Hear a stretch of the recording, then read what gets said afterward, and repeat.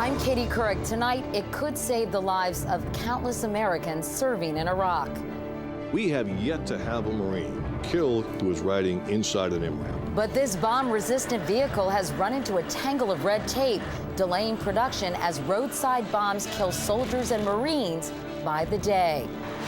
Also tonight, as millions of Americans hit the highways for the holiday weekend, record gas prices have more and more drivers dumping the SUV for something smaller.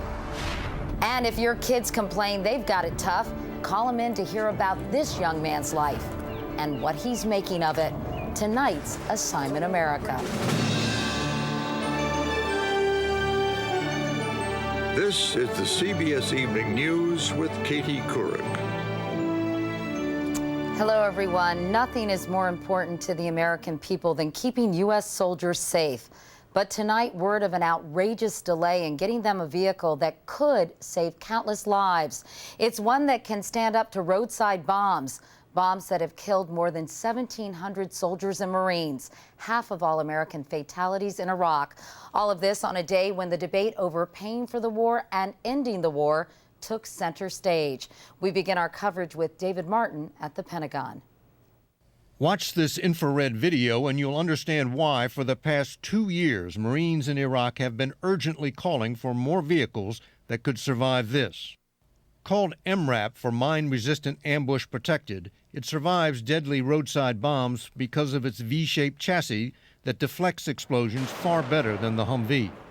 The Commandant of the Marine Corps calls it a lifesaver. We have yet to have a Marine killed in the Al-Anbar province who was riding inside an MRAP. But Marines in the field asked for 1,200 MRAPs in February of 2005. So far, they've received less than 100. Defense Secretary Gates wants to know what's taking so long. My concern is that the rate of production is nowhere near what it needs to be to meet the demand on the part of either the Army or the Marine Corps. MRAP is the latest example of a problem that has plagued the military throughout this war. The time it takes to field better equipment. A Marine Corps document obtained by the Associated Press says that of 100 requests for critical gear, less than 10% were filled. It blames red tape and the failure of bureaucrats to take risks. Unnecessary delays cause deaths and injuries, the document says, and nowhere is that more true than with MRAP. How do you not see it as a moral imperative to get as many of those vehicles to theater as rapidly as you can? Between the Army and Marines, 18,000 MRAPs are now needed in Iraq.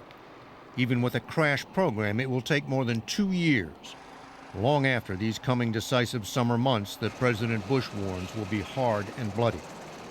David Martin, CBS News, the Pentagon. I'm Jim Axelrod at the White House, where the president is balancing that warning of a hard and bloody summer with praise for the bipartisan deal to fund the troops. You know, this effort shows what can happen when people work together.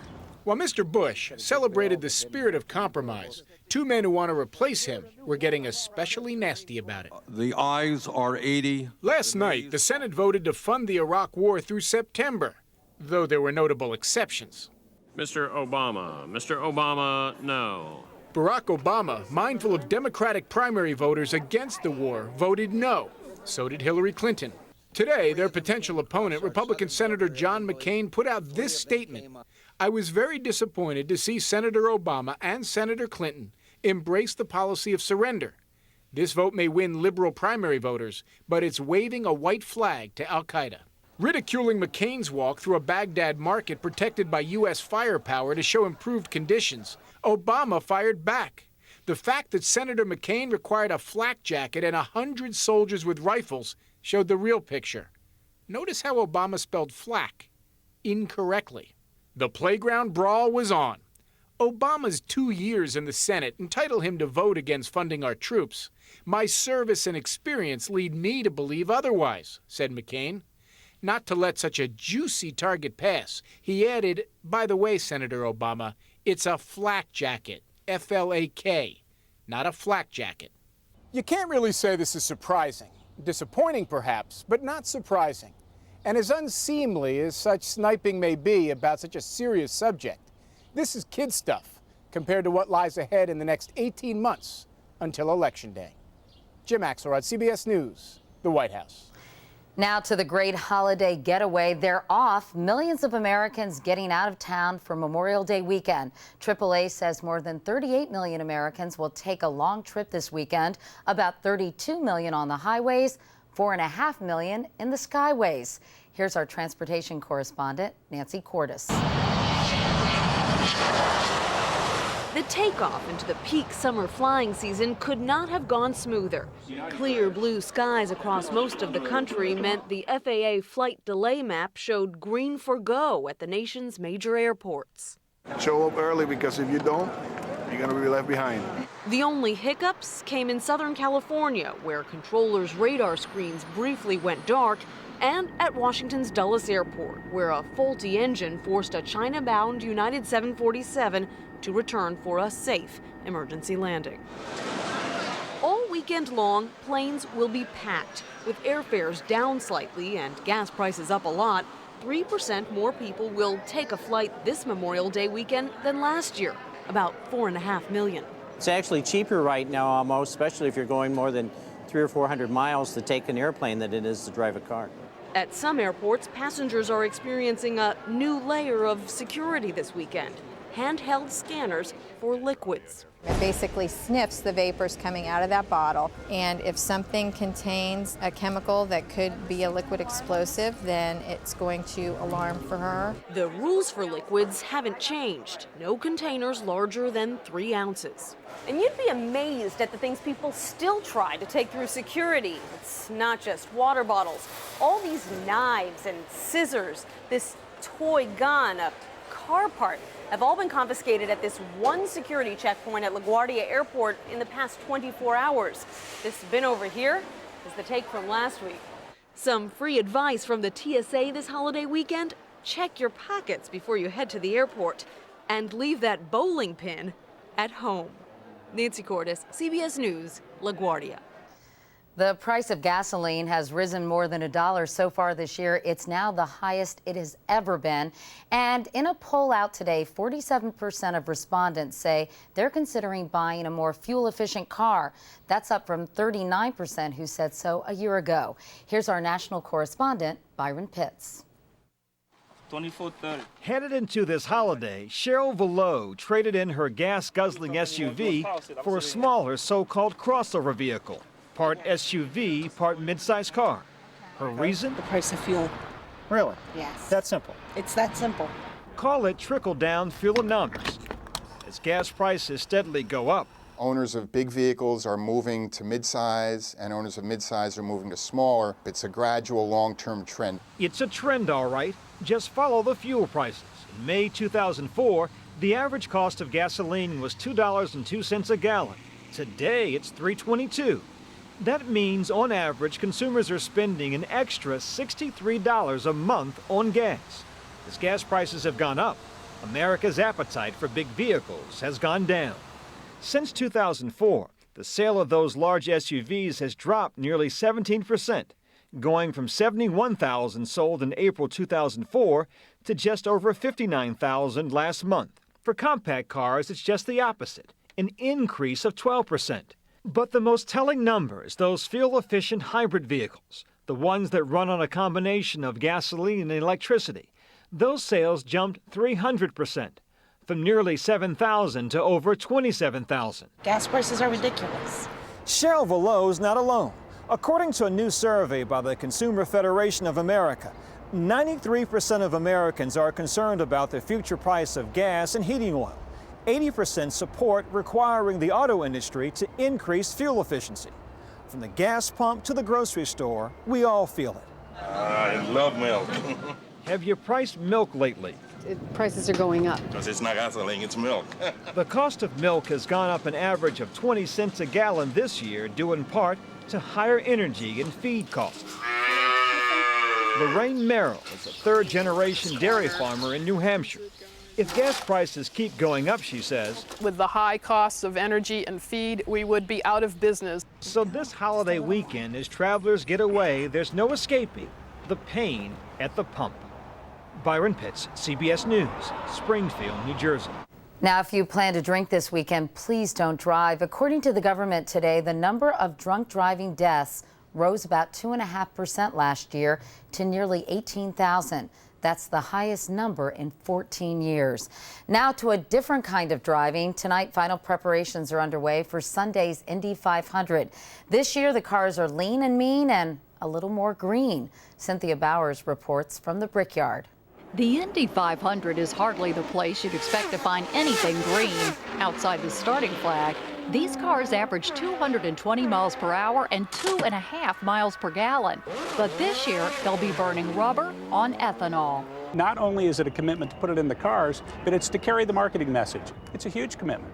And a big deal. The last time they switched fuel here was back in 1965. It was an IndyCar racer who championed this change. Tragically, Paul Dana didn't live to see his dream come true. He died in a crash in April of 2006. He had this idea, after 9/11 that we should, reduce our dependence on foreign oil, and he had this idea that ethanol would be a really great way to do that. Jeff Simmons is driving Paul Dana's race car. Is this a gimmick at all in your mind, something to make people more interested in Indy racing? No, I don't think it's a gimmick at all. Even if you look at all the environmental and economic benefits of ethanol, our engineers would have said, hey, if this isn't a high-performance fuel, we're not going to be running it. To call this 100% ethanol isn't exactly true. They had to add 2% gas to the mix, otherwise it would have qualified as pure grain alcohol and been subject to federal liquor taxes. At a time when the most popular form of racing, NASCAR, just recently switched to unleaded gas, team owner Bobby Rahal says going green first makes Indy racing more relevant. That kind of relevance to me is, that gives you something to really grab hold of and say, we are creating some value other than just purely entertainment. But the ethanol industry is looking at another kind of green. It's sinking big money into trying to convince race fans to buy into ethanol, just like the racers did. Cynthia Bowers, CBS News, Indianapolis. And there's much more CBS News ahead, including a glimmer of hope and a human SOS for California's wayward whales. The latest when we come back.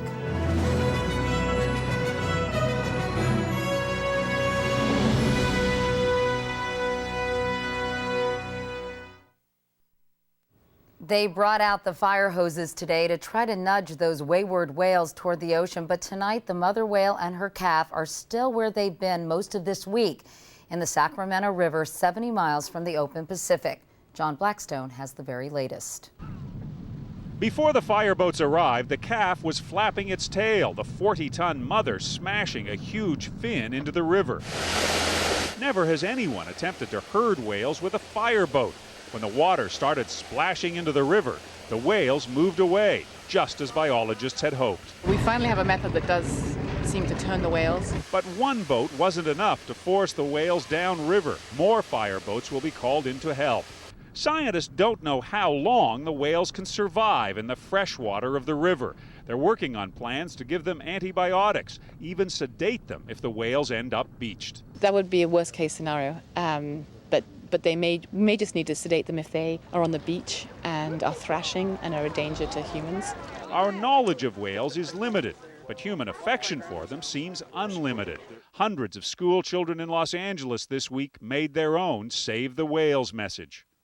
These lost humpbacks have so many young fans, there's growing concern this adventure will end badly. Everybody's very concerned about the whales and what we're going to tell our children if they don't make it. These are by no means the first whales to get in trouble far from where they belong. In 1988, 2 whales became trapped in Alaskan ice. Another incident that showed us how little we know about the biggest animals on Earth. John Blackstone, CBS News, Rio Vista, California. And coming up next, he was once called Mr. Stiff. Now he's known as the Goracle, the new Al Gore.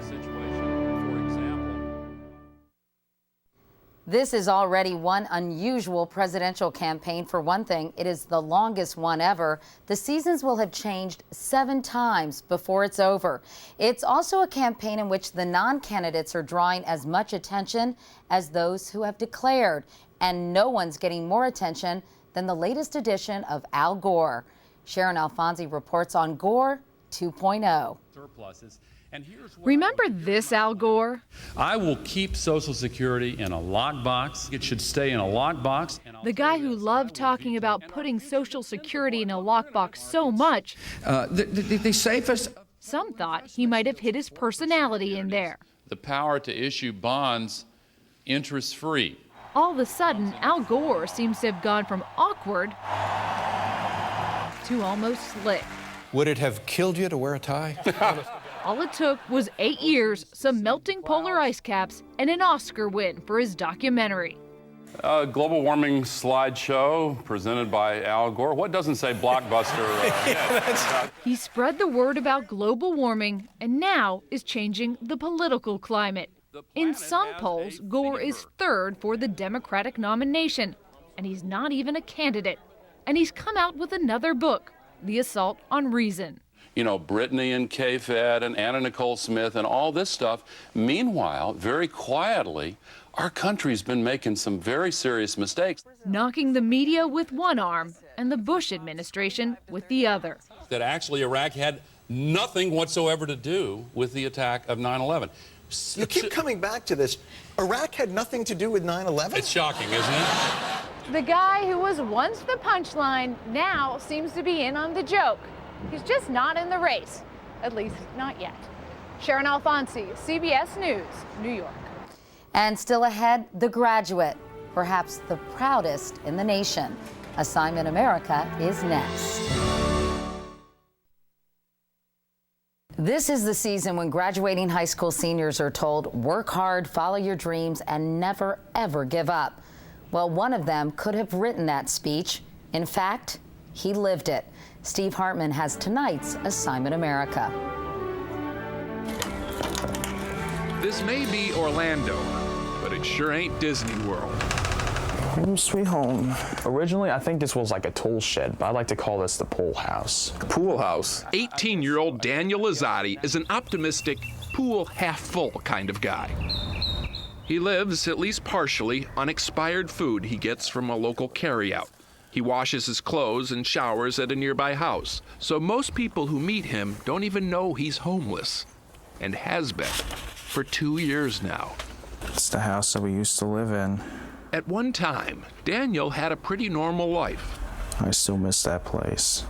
But after his folks divorced, his mom ran off and his dad, who got custody, lost the house and turned into a crack addict. That left this 16-year-old sophomore, who wanted nothing to do with foster care, to basically fend for himself. Most kids would have been ruined. But there was something about this boy. If you stay focused, if you really want that thing, you'll do whatever that's in your power to do it. And for you, what was that thing that you really wanted? I wanted my education. So, using a bike he found in a dumpster, a little kid's bike with no brakes, Dan continued to get himself up every morning and haul his butt to school. For the last 2 years, he's had near-perfect attendance here at Edgewater High School. Hey. But his counselor, Cheryl Romaine, says that's not even the most impressive part of his story. She says Daniel has a pretty serious learning disability. He had to go to summer school and night school to make up some of those credits, so he had to work twice as hard as any other kid. Sometimes literally twice as hard. Geometry teacher Don Bennett says Dan used to sit through his class twice each day just to make sure he understood the material. Almost every day he stayed. So, given the effort he put in, Feather duster. You can understand why Daniel broke out the feather duster earlier this week to prepare a place for one of this year's most well-deserved high school diplomas. Awesome. Daniel Duke Lazzotti. Once my name was called, I was like, I finally did it. He graduated with a 3.7 GPA and is now off to college on a scholarship. As for finding a new place to live, he's already got a few offers and may be in a new home next week. He is so Unbelievably inspiring. Yeah, Does Dan know what he wants to study? He's going to be into computers. He's into everything, but he's decided he's going to study computers, and he's going to be great at it. I was going to say, I know he'll be a huge success, so a big congratulations to him. Yeah, so tell us what's up for next week. Okay, we have 3 choices. First, a whole town in Oklahoma is being closed down because of lead contamination, and there's this stubborn old pharmacist who flat out refuses to go. At least not until he's sure every one of his customers is relocated first. He's that devoted. Or I could pass the puck with the Golden Apples, a hockey team for the senior set. Some of these guys are 70 plus. I guess if you're gonna lose your teeth anyway, might as well have fun doing it. Or finally, I could head off to the Down Home Ranch, a cowboy camp for young adults with Down syndrome. It's supposed to be an awesome place, and if you want, I'll find out why. So those are your choices. To vote or suggest a story, go to cbsnews.com and click on Assignment America. The story with the most votes plays right here 2 weeks from tonight. Tonight's Assignment America segment is sponsored by ExxonMobil, taking on the world's toughest energy challenges. And that's the CBS Evening News. I'm Katie Couric. Thanks for watching this week. Have a safe holiday weekend. We leave you now with a view of Arlington National Cemetery, where America's war heroes are being honored. Good night.